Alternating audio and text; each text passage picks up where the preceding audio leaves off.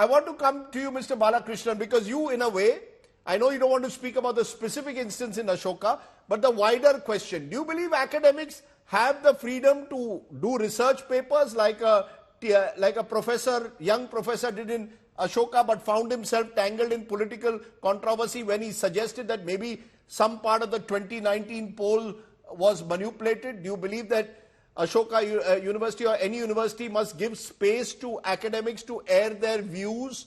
Or do you believe there are codes of conduct for anyone, whether Unacademy, Ashoka or anywhere? So long as a work does not involve defamation or hate speech and is purely intellectual in the sense of involved with the production of knowledge, I think it is admissible. For academic work, there is a standard procedure. People write papers, and if they want it published, they try to get it peer-reviewed. If it succeeds, you have to take the paper with a certain degree of confidence. If it doesn't find its way to a peer-reviewed journal, then the author is in some trouble. Or at least his argument doesn't go through. No, so are you saying that if I'm a academic, I write a research paper, as happened in the case of Ashoka, that paper then becomes tangled in political controversy because it is raising vexed political issues. If the academic cannot successfully defend his paper, is the university well within its rights to accuse him of partisanship or of not being, of his paper not being academically rigorous enough and ask him to leave? Or do you believe this should be part of healthy debate within campuses? Absolutely. Let me just tell you, nobody has been asked to leave in the specific case that you are referring to. But yes, there should be healthy debate. These are issues related to the economy and the polity, and they should be discussed. No, you're saying no one been asked to leave, but the individual concerned, Professor Das, has, we are told, quit the university, and many of the academics have protested against it, saying it's a violation of academic freedom.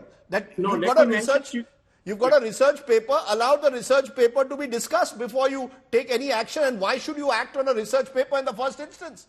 Let me mention to you that first and foremost, that when I came on your show, I said that I'm coming here in my personal capacity as an economist and an academician. So please, I would request you to change the way you present my profile. I'm here only in my personal capacity. I want to emphasize that. Okay. So once again, the standard practice is people write papers.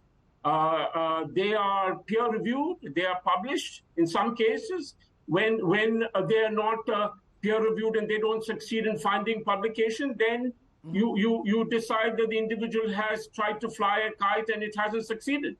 Right. The reason, Praveen Chakravarti, one of the reasons you're on the show is because you wrote an opinion piece today suggesting that you see this as those on governing boards of universities not being able to understand what a liberal arts campus is all about, where you allow a free flow of ideas, that the men in the suits do not seem to understand how the boots of teachers actually work. Now, India is not an American campus. Let's be honest, America's liberal campuses are very different from Indian liberal campuses. And Ashoka University is based in Haryana, BJP ruled.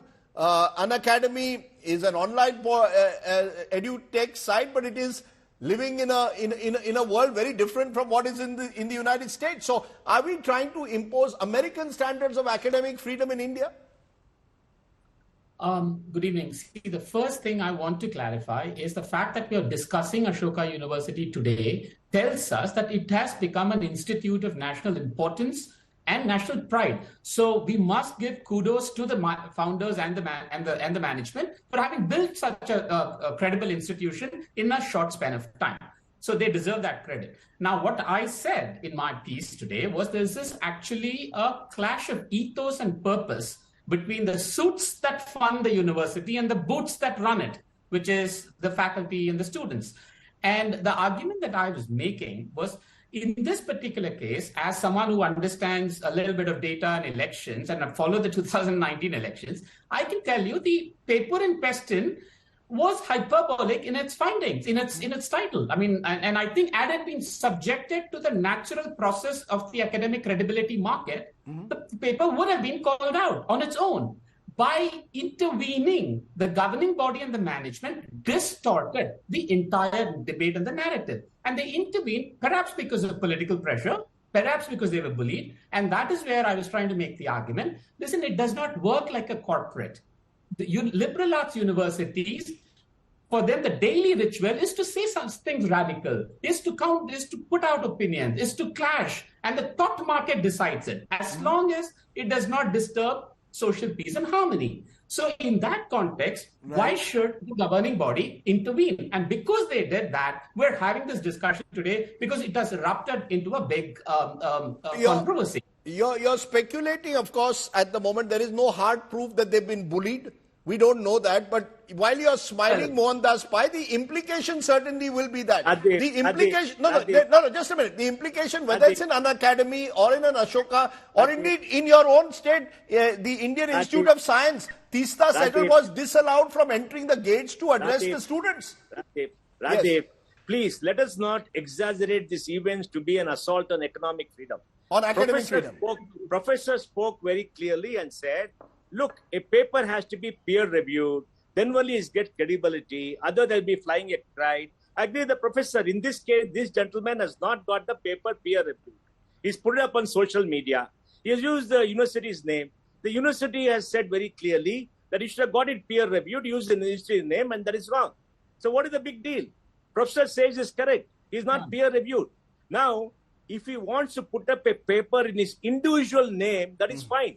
He used the university name. Like the professor told you now, don't use the university name. No. Praveen Chakravarti is saying that this is the part of the problem is corporates who run these private universities or indeed corporates who run edutech portals like Unacademy are under pressure. They want to toe the government line.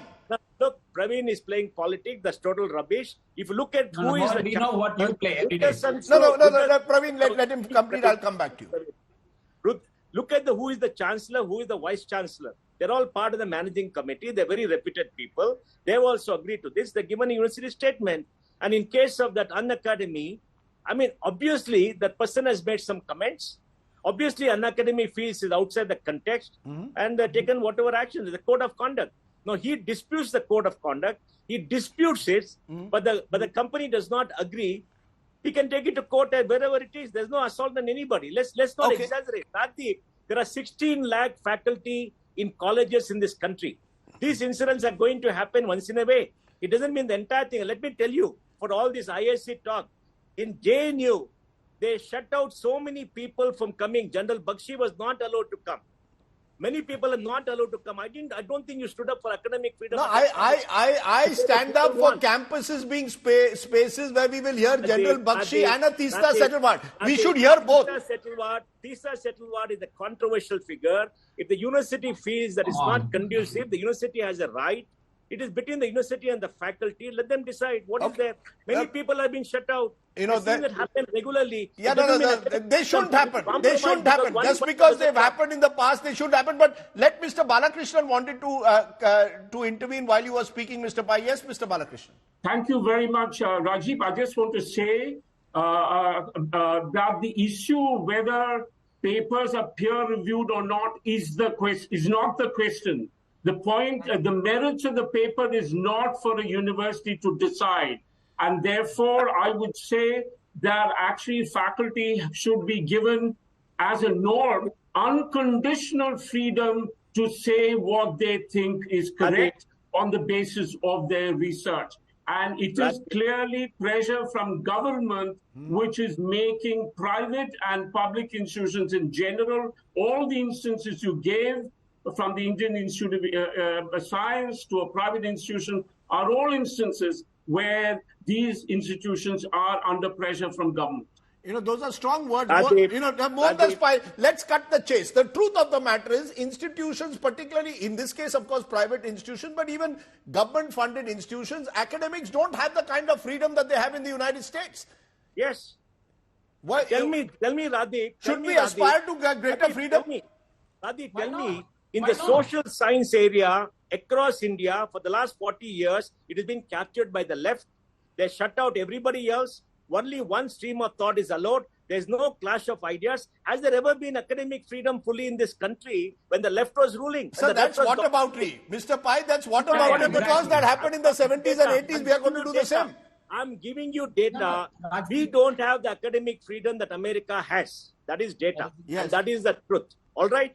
Our universities have been vitiated by ideology for far too long without being open system. Look at the vision of Jawaharlal Nehru when he set up JNU and look at what happens there today. We have to clean it up. We have to have academic freedom for everybody, subject to agreed norms. Let us have a code of conduct. They should have full freedom to publish. If they have to publish in a particular way, they have to follow. They should not release to social media and start a debate. Okay. Then they can do it in their own name and not use the university name. Nobody prevents anybody like professor coming and saying, I'm an individual, this is my view. Don't associate with any university.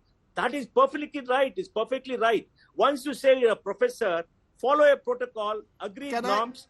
Don't do it otherwise. That's all. Okay, can I get Praveen to respond? Praveen, is that the way you see it, that this should be about norms? Let there be a clear code of conduct. No one can violate it.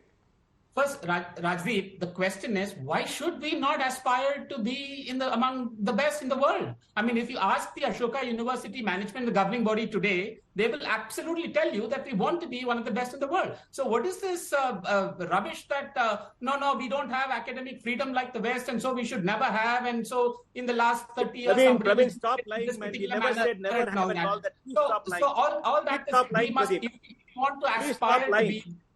If we want to aspire to be the best, no, let's not use words like lying and all. Let's listen to each other. No, we must please tell him to stop lying, Radhip. He's putting words in my mouth which I never said. Academic freedom means the freedom to air whatever they say, not subject to some rules of that the corporate suits are laying out here, saying you have to have it peer reviewed and all of that.